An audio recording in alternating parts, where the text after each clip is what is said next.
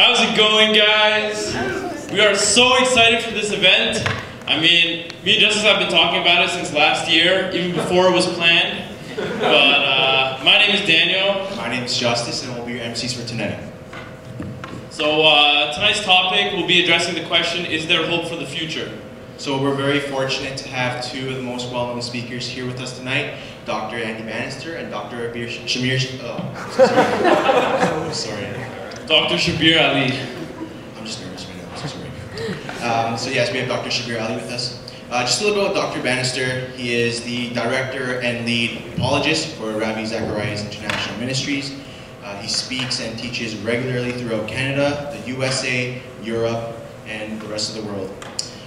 From churches to universities, business forums, to TV and radio. Dr. Bannister regularly addresses audience of both Christians and those of all faiths and none on issues relating to faith, culture, politics, and society. Just a little bit about Dr. Shabir Ally. I mean, he did so much, so I had to write it down, so just bear with me. Dr. Ally got his bachelor degree in religious studies from Laurentian University in Sudbury, Ontario, with a specialization in biblical literature.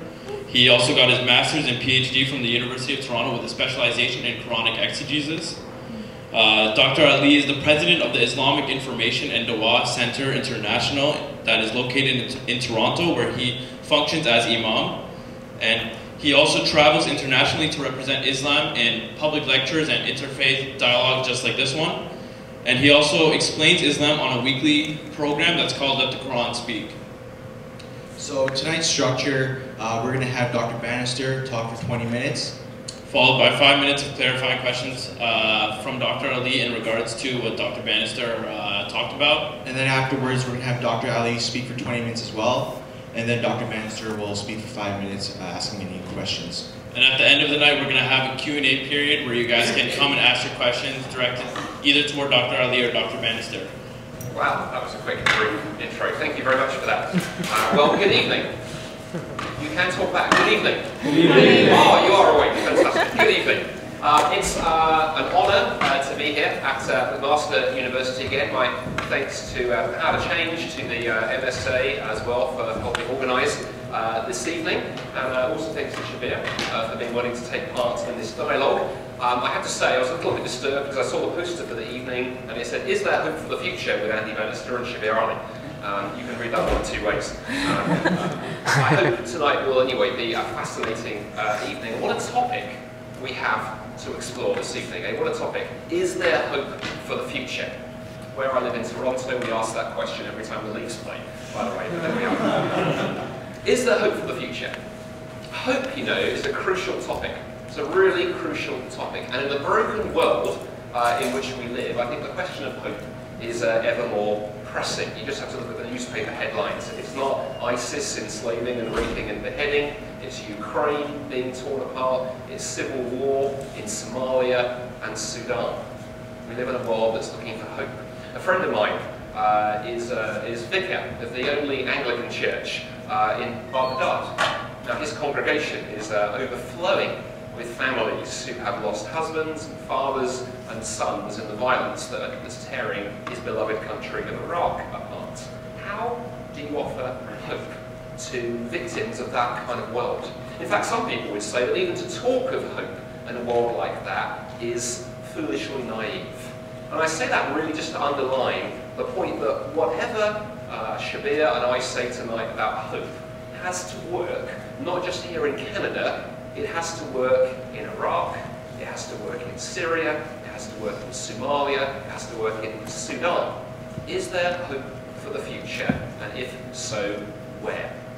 Well, the Christian answer to that question begins with a statement that may seem shocking to some of you here this evening, especially if you don't have a religious faith. I'm not assuming that everyone here this evening is Christian or Muslim. If you don't have a religious faith here this evening, my next statement may be shocking. And it's this: I believe that hope demands that there is a God of judgment.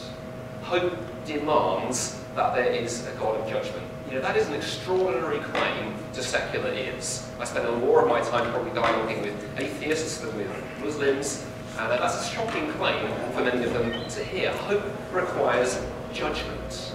You know, if you are a typical postmodern person here this evening, you probably bristle at the word judgment. For many people, judgment represents all that is bad about religion for most people. Most postmoderns, most secular Canadians hate the idea of judgment. Yet at the same time, we live in one of the most judgmental cultures on the face of the planet. Here in the West, in a country like Canada, we judge people instantly on their looks, on their popularity, on the size of their bank balance, on their political views. If you think the wrong thing, if you say the wrong thing, do the wrong thing, tweet the wrong thing, you are instantly condemned as beyond the pale, whether you are Justin Bieber or Zion Ganeshi, as everything crashes down on you. But the problem is, with a culture like ours that likes to make judgments and bring value judgments on people, of course, if there is no God, then all judgments evaporate and collapse. Any moral judgments you make, or try to make, if there is no God, become just personal preference. One of the most important philosophers in Western thought, certainly, is a gentleman called Thomas Hobbes, probably the father of modern political philosophy. He famously wrote these words. He said, if there is no God, then the life of man is solitary, poor, nasty, brutish, and short. In other words, if there is no God, all there is nature red in tooth and claw. And there can be no judgments, there can be no good, no evil, no justice, in fact just the will to power. Now that has huge implications. One, if you're living in a war zone, or if you are one of the families of those 21 Copts beheaded by ISIS, or you're the victim of injustice, and there is no God, and there is no ultimate justice, then you are going to need to feel the need to execute judgment yourself.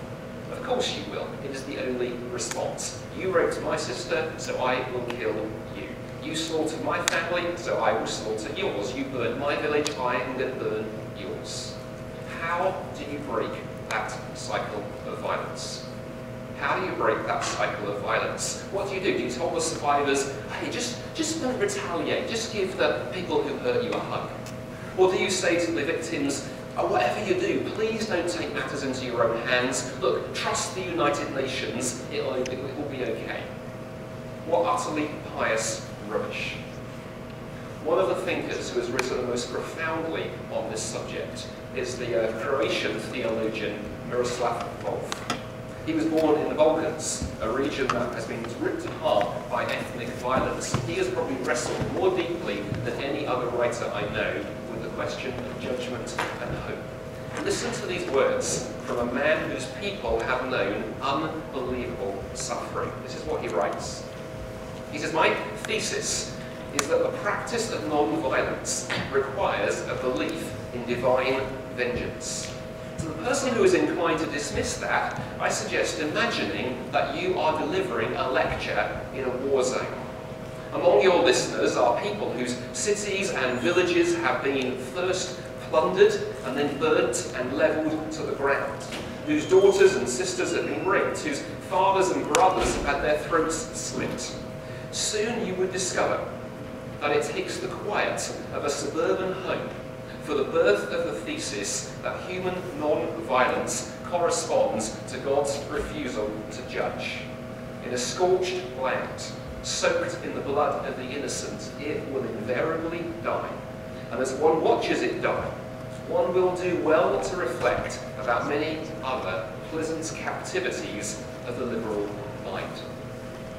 Volk's point is stark. Unless you believe in a God who will execute judgment, our natural proclivity as humans is to get even, to get revenge, to get justice. The cycle of violence continues and there is no hope.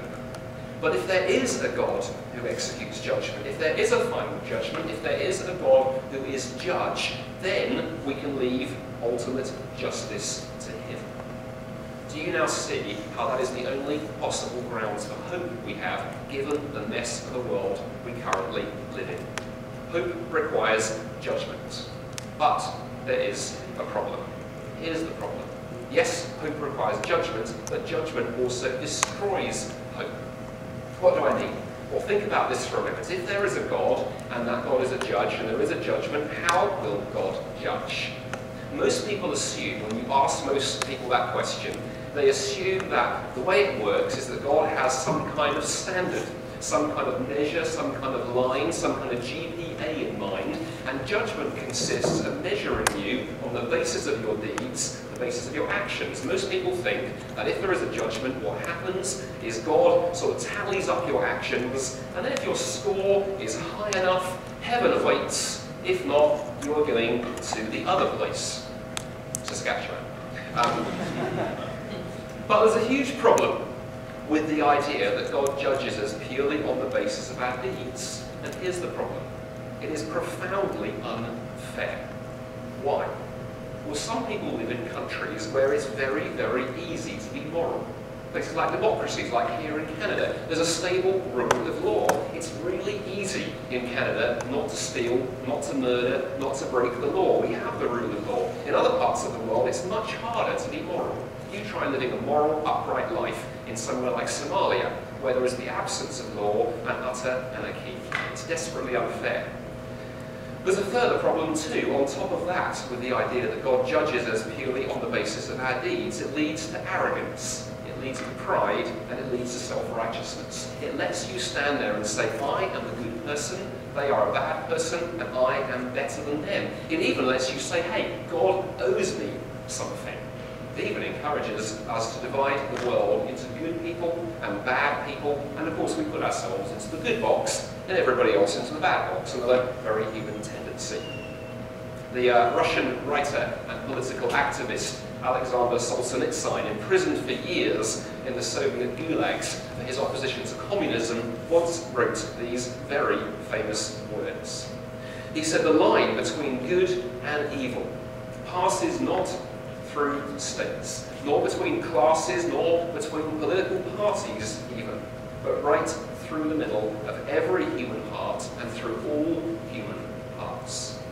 It would have been very easy for someone like Alexander Solzhenitsyn to blame his captors, to blame communism, but he doesn't. He recognises instead that the problem of evil lies in each one of us. Do you think you're a moral person here this evening? Do you think you're a good person here this evening? Do you think you're decent? Well, says Solzhenitsyn to you, if your circumstances had been different, you could just as easily have been a gulag guard or a petty criminal or an ISIS rapist. So just quit with moral superiority, would be what he would say to you. Solzhenitsyn, of course, is drawing here from Jesus Christ, a central claim of whose teaching was that judgment is not on the basis of your actions, but on the state of your heart. Look at how much of his time Jesus spent during his public ministry contending with the Pharisees, the religious leaders of his day. Outwardly, they were very moral people. They kept the law, they kept the commandments, yet Jesus called them whitewashed tombs, clean on the outside, rotting on the inside. Jesus called the Pharisees out on the reason they were behaving morally. He said the reason they were keeping the law was because they were proud, they were smug, they were self-righteous, they had a sense of superiority. Instead, Jesus said, God will not judge you by your deeds, primarily because it's way too easy to do deeds for entirely wrong and selfish motives. Rather, judgment will be on the state of your heart, the state of your character, what you are like on the inside. And that, in fact, is the only way for God to judge fairly, because it cuts right through context. It ignores your upbringing, and it also ignores all of your false motives for behaving morally. But if Jesus was correct, that is a daunting prospect. Who of us here this evening can truly say that our hearts, our characters, our motives are entirely pure? So if judgment means our motives, our hearts, our character being exposed for what they're really like and us judged for that, what can we possibly do? What hope is there? And you see, we hit this dilemma. Without judgment, there is no hope for the world, but with judgment, there is no hope for us. And if you do not see that dilemma here this evening, I suggest you are either living such a pampered Western life that you are clueless about what the rest of the world is really like, or you have such an incredibly overinflated sense of your own ego, it probably has its own gravitational field. Without judgment, there is no hope for the world. With judgment, there is no hope for us. How do we escape that dilemma? Only if God is merciful. only if God is merciful. Now, God's mercy is an idea at the heart of many religions. But here too, we have a problem, because mercy and justice conflict. Think about this. Mercy is always executed at the expense of judgment and justice. You stand before the judge, you are guilty of the crime. If he sentences you to the punishment your crime deserves, he has been just, but he has not been merciful. On the other hand, if he simply lets you off, he has been merciful, but he has not been just. Mercy is always exhibited at the expense of justice, and the same applies to God. If God executes justice and we get what we deserve, then hope fails. On the other hand, if God does not execute judgment, justice fails. That is a contradiction in most religions, including, I believe, in Islam. We may pick that up in the Q&A. Now, if you do not see the tension in that problem, I again suggest to you, either you have not experienced injustice and you have a reality problem, or you have an overinflated sense of your own goodness and you have an arrogance problem. And I put it to you that perhaps you should go and speak to the family of those beheaded Egyptian Copts and ask them about justice. Or talk to somebody who really knows you for who you are and ask them to tell you what you're really like, warts and all, if you dare to hear them.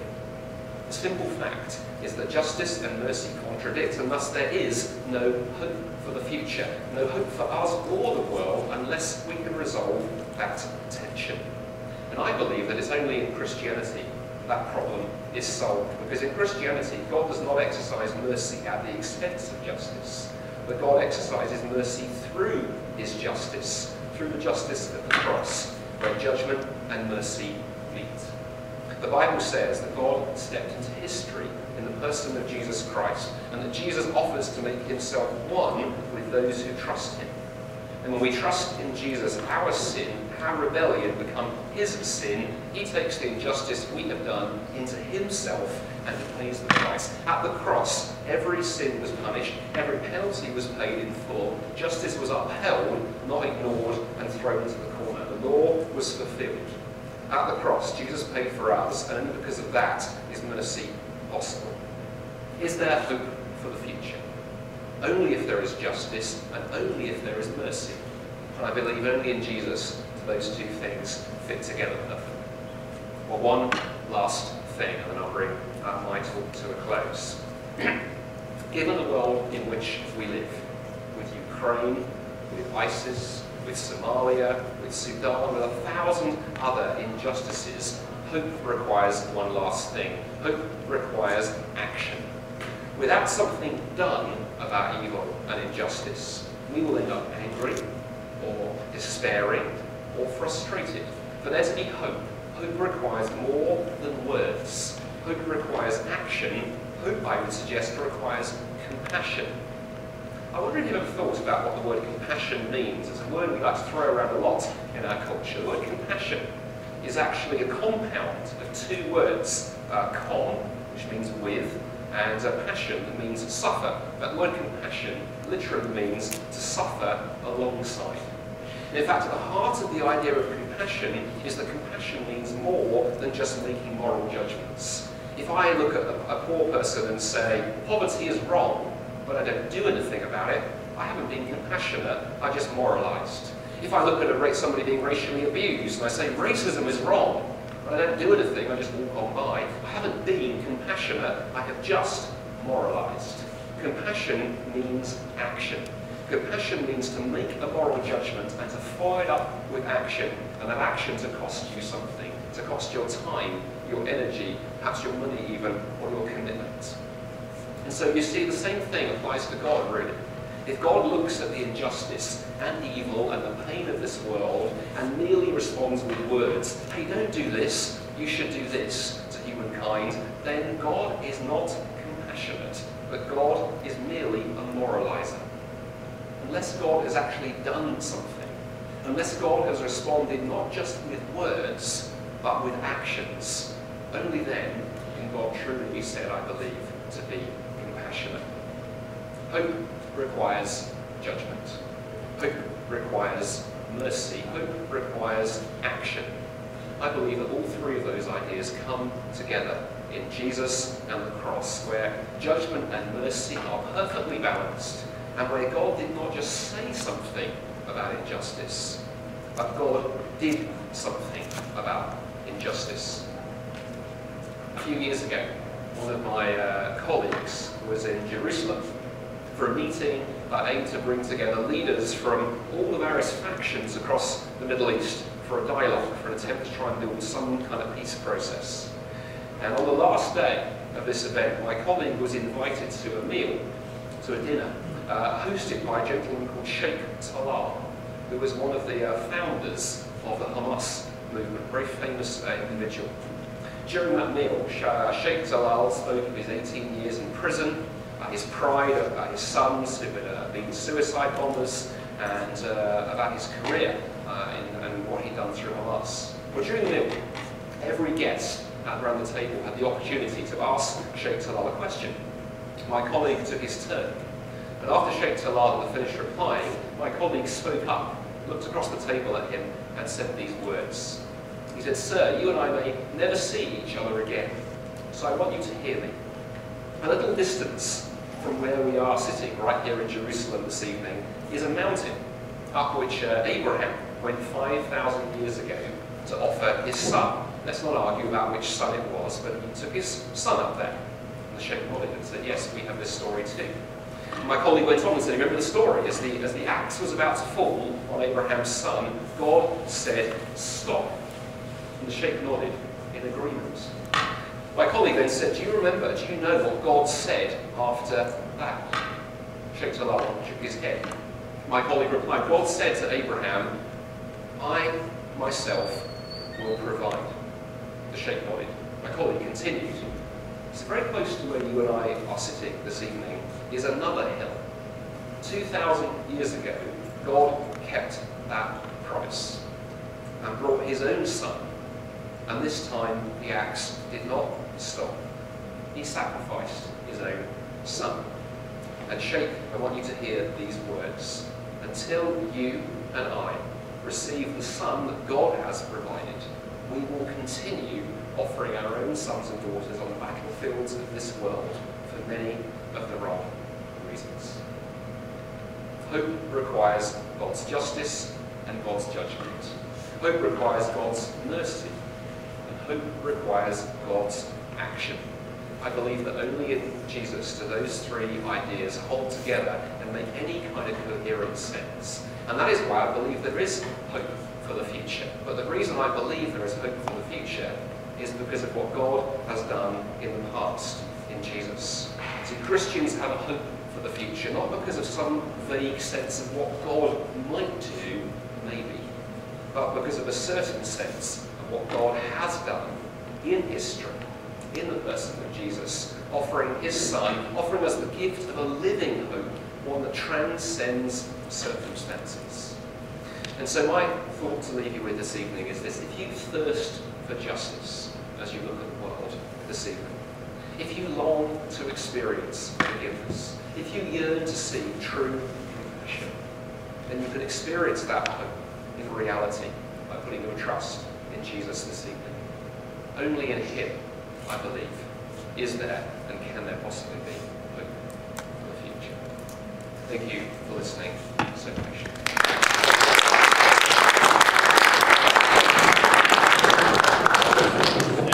Dr. Bannister speaking. Dr. Ally, can you please come up and give 5 minutes of clarifying questions based on what Dr. Bannister just said? Okay. Now we've each got our mic. We've each got a microphone. So you want us to sit for this part? Yeah, whatever you guys Should we want. sit? Yeah. Otherwise, it's like dogs around the... We can come here. We should do that. Sure. Let's do it. Let me get my notes then. You can see that we've done this many times before. Yes, you know exactly what to do. Okay. So my first question to you, Andy, is that while I agree with you that it seems odd for people to be sacrificing their sons in this day and age, and quite unnecessarily, quite wrong actually, and we appreciate the biblical story where God allowed Abraham to save his son, but doesn't God then contradict this whole moral wrongness about that and then sacrifices his own son. Wouldn't it be morally wrong for God to sacrifice his own son, and could he not have achieved the good results in some other way? Great question. I'm really glad you asked that.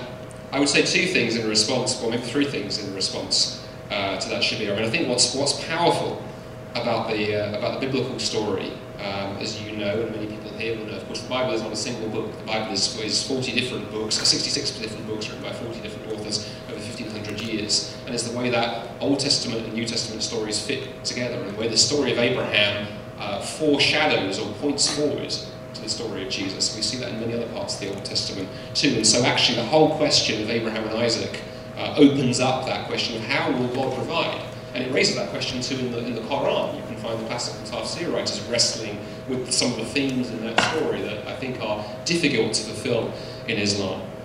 So, is it just for God then to offer his own son? Well, the question would be, of course, does God ask Jesus to do that willingly and force him to do it? Or does Jesus lay down his life of his own choice? And I think the answer in Christianity would be that Jesus chooses to make that choice and to lay his own life down. And then you read an amazing passage, for me, one of my favourite scriptures in the New Testament, where we read the words that God demonstrates his own love for us in this, that while we were still sinners, while we were still far from him and alienated from him, Jesus died for us. And that verse makes no coherent sense unless two things apply. One is there is a willingness there, and secondly, if Jesus belongs to the identity of God, if Jesus is just some guy that God picked on, that whole logic disappears.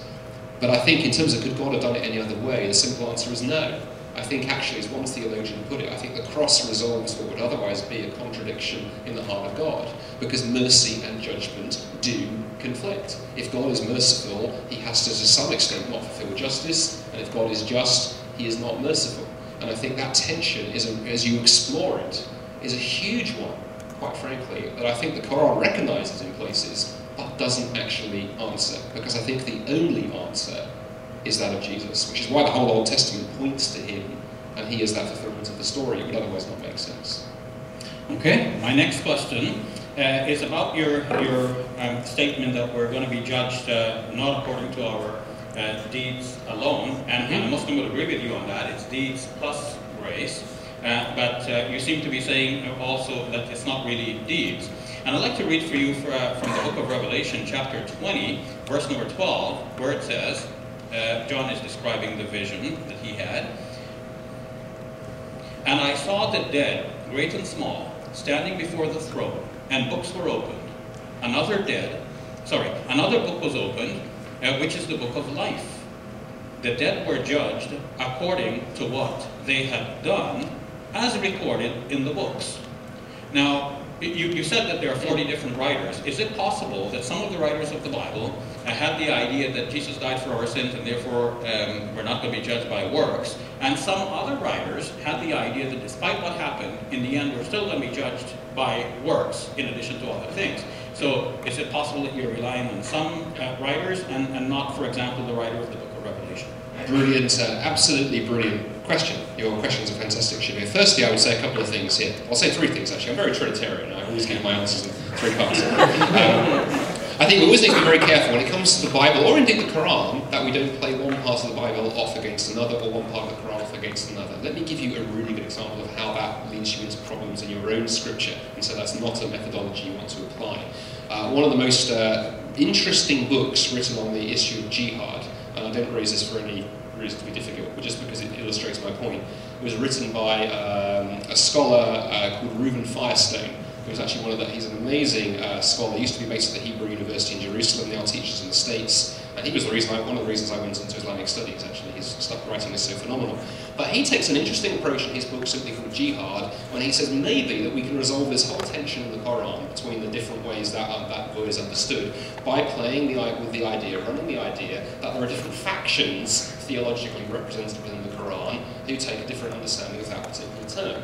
And it's a hugely interesting study, and it shows what can happen if you push on something and start playing verses off against each other. And that, I think, would be your answer to his book, would be, well, hang on a moment, there are other ways of doing it, rather than saying there was a more moderate faction, there was a more extreme faction in early Islam, and one won out over the the other. So just be a little bit careful. I always think we should be careful not to apply methodologies to other people's scripture, and if we apply them to our own, we turn into ashes in our hands. Issue number one. Secondly, I think what's interesting, the idea that we are not going to be judged by deeds alone, that deeds are not enough, it's not just a New Testament idea. You went to the New Testament, it begins there in the Old Testament and runs right the way through. It begins there with Abraham. If you look at the covenant ceremony that God makes with Abraham in the book of Genesis, and some of the ideas built into that, I think are incredible. I think the Mosaic Law plays the same idea, pointing forward to the sense that the people are never going to be able to keep God's law, running through the prophets about the idea of God giving a new covenant and new written on our hearts and not on tablets of stone, and then of course culminating in Jesus. And Jesus is very interesting, and he would answer the question that you've asked there. Of course, the book of Revelation is very heavily Christocentric in terms of Jesus' role within it. That Jesus had this really interesting approach to the whole question of deeds. He said on several occasions he liked to deploy agricultural metaphors, as you probably know. And one of the things he liked to say to people is, it's by your fruit that you will be known. You know that? You're familiar with that saying.